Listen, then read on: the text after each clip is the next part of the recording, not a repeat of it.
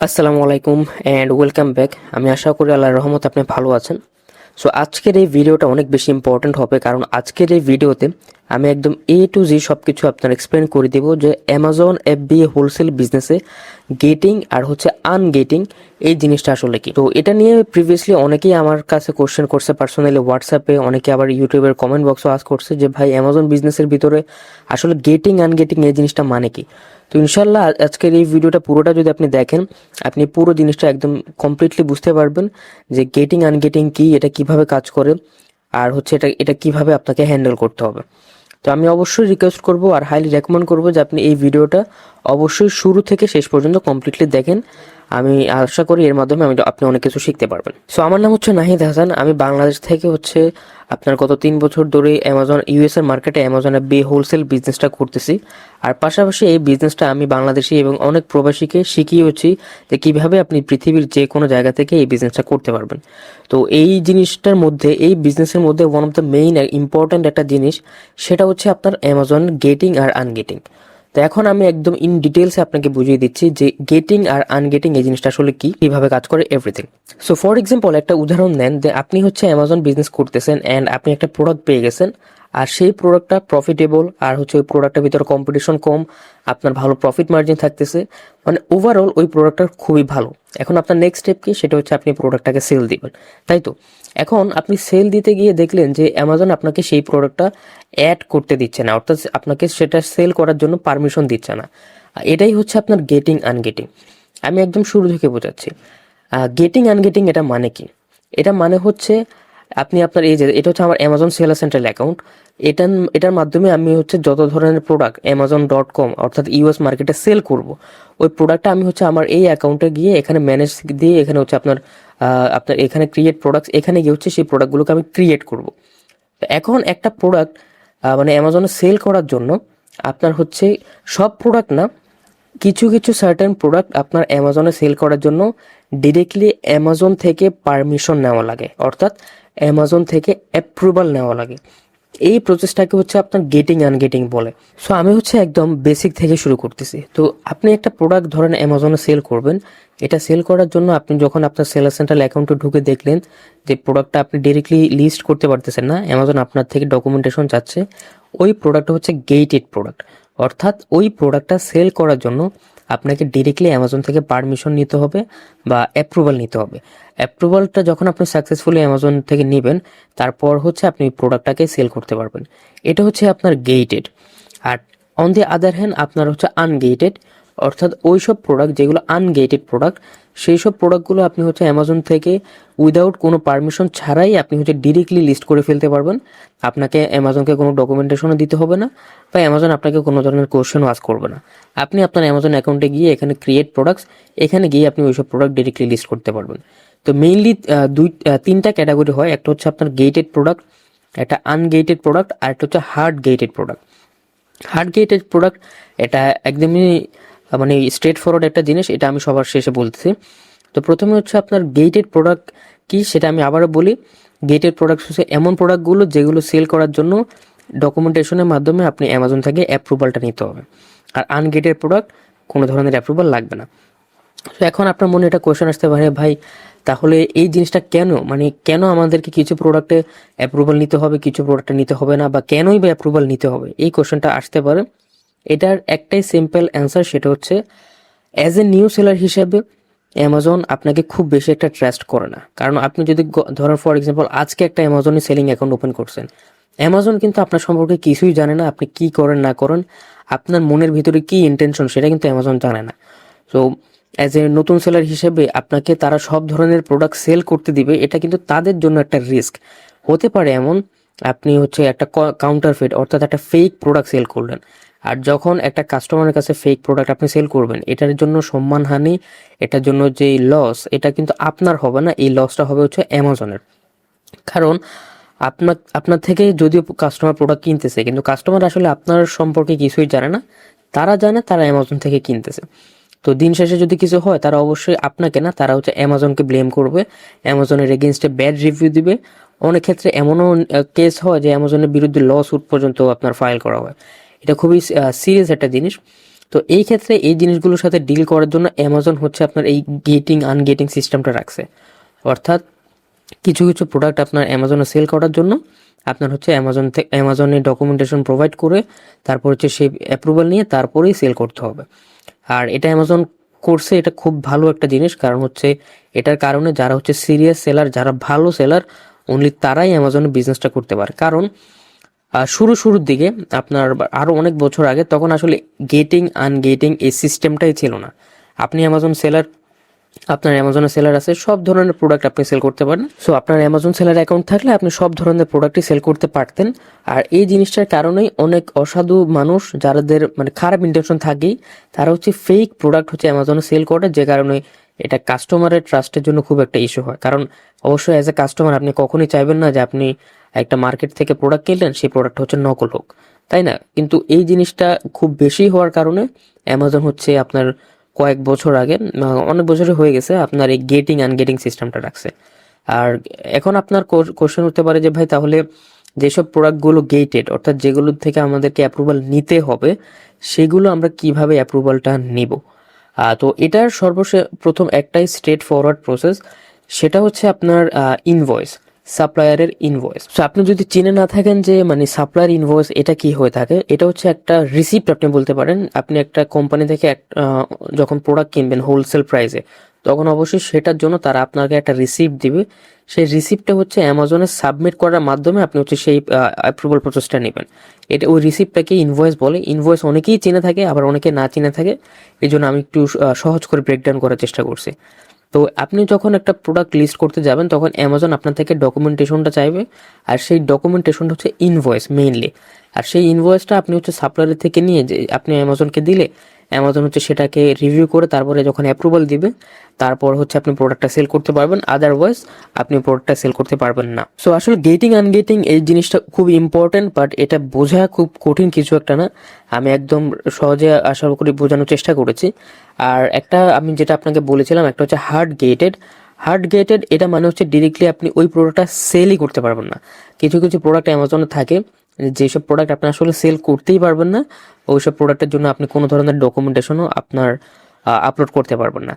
For example, এখন আপনার মনে কোশ্চেন আসতে পারে যে ভাই, এটা রেঞ্জ কেমন বা কেমন ফিগার, মানে কেমন টাইপের প্রোডাক্ট, কতগুলো প্রোডাক্ট গেটেড বা আনগেটেড বা হার্ড গেটেড।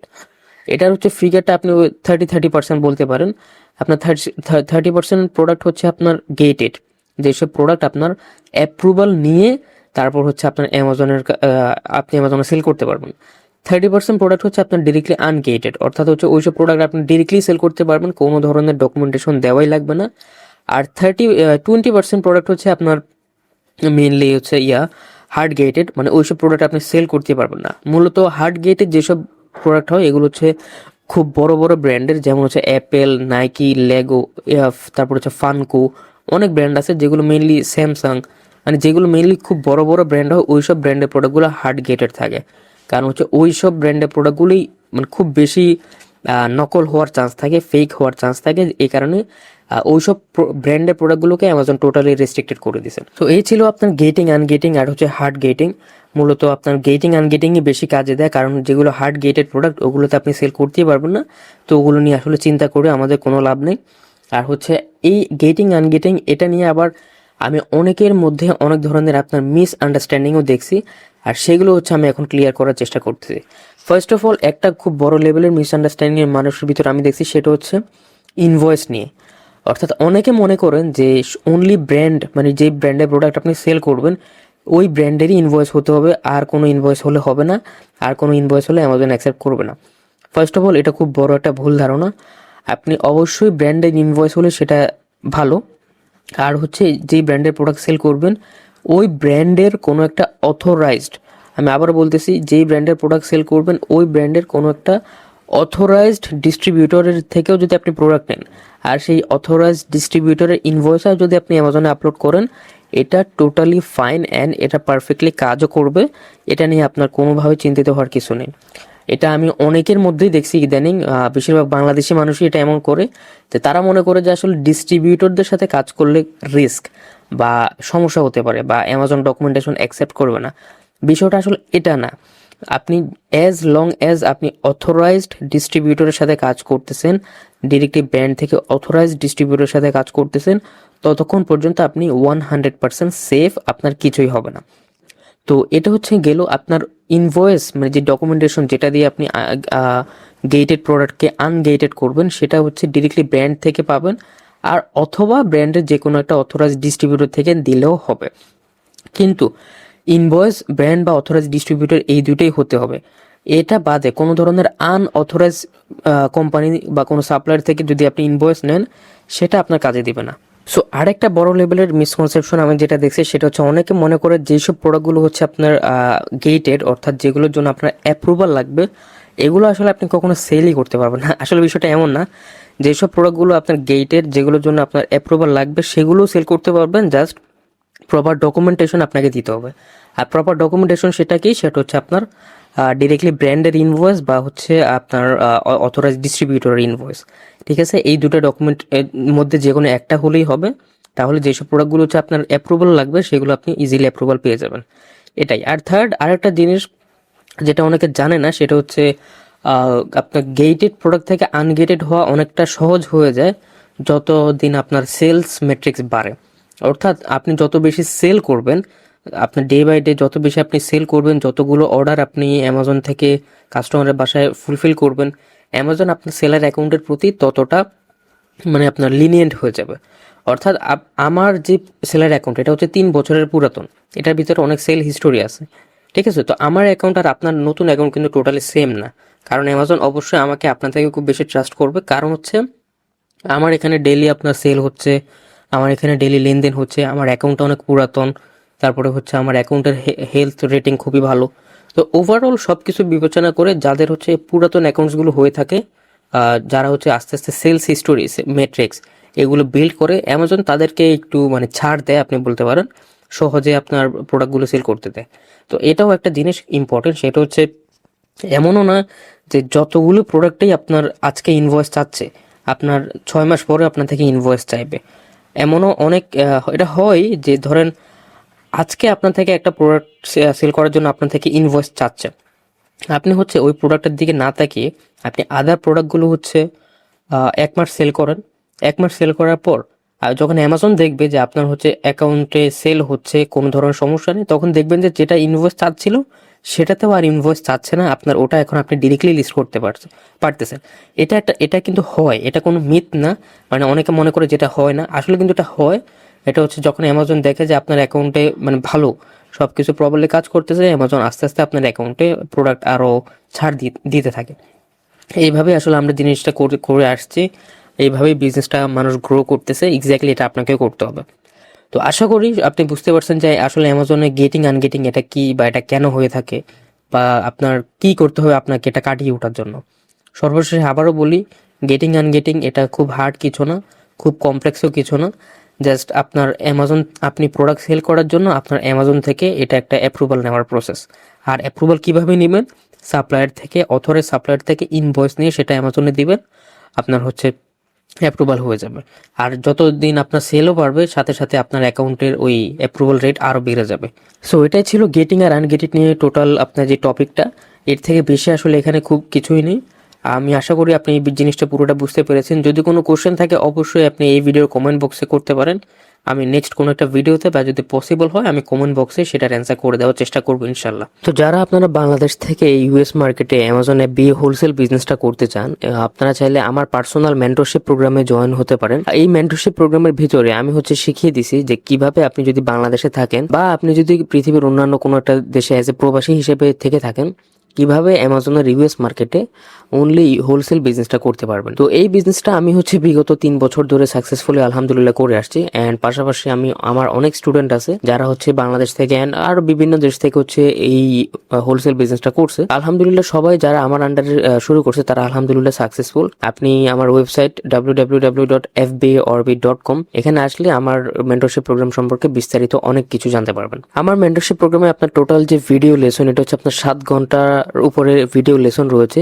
এই ভিডিও লেসনগুলোর মাধ্যমে আপনি হচ্ছে একদম শুরু থেকে শেষ পর্যন্ত হোলসেল বিজনেসের A to Z এভরিথিং আপনি জানতে পারবেন। পাশাপাশি মেন্টরশিপে আপনি হচ্ছে 100টার উপরে প্রফিটেবল ব্র্যান্ডের লিস্ট, তারপর হচ্ছে আপনি সাপ্লায়ারের লিস্ট পাবেন। অর্থাৎ পার্সোনালি আমি অনেকগুলো হোলসেল সাপ্লায়ার দিয়ে রাখছি, প্রায় 170টার মতো হোলসেল সাপ্লায়ার, যাদের থেকে হচ্ছে আপনি প্রোডাক্ট নিয়ে সেটা হচ্ছে আপনি শুরু করতে পারবেন ইজিলি।